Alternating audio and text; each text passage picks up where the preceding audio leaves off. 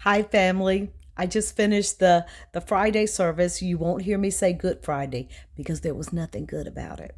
So you won't hear me say it. A man was lynched by the government, and the people gave them permission to do it. But I came to give a shout out to my Jewish friends and family that I know. They are reading from the Haggadah tonight, as well as having their Seder meal. Now, what they do as a people is they tell their own story, the good, the bad, the ugly, the indifferent, and it strengthens them.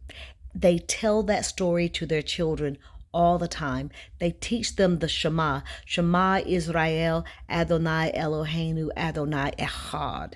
Hear, O Israel, the Lord your God is one.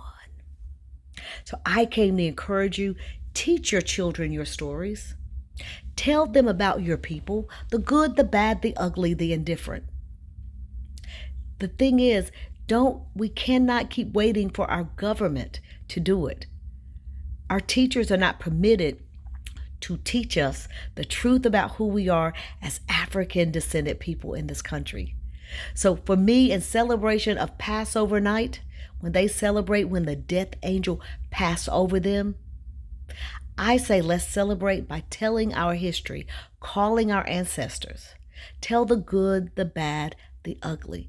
But your kids should know your history. There's no teacher, whether they are college educated, they have a PhD, that can tell the story of my family from both sides, the Smith, the Williams, the Caldwells. No one can tell the story. My daughters are very versed in their history. They understand critical thinking, and they know that it's free for them to question things, especially historical facts concerning who they are.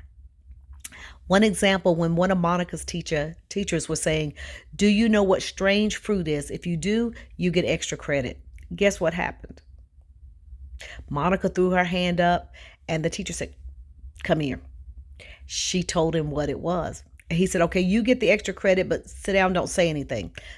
She was the only one in the class of 16 kids that knew what strange fruit was.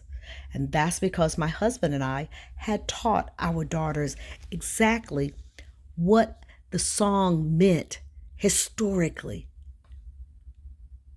So teach your children, just as the Jewish community tonight is teaching their children and they're being reminded of their history.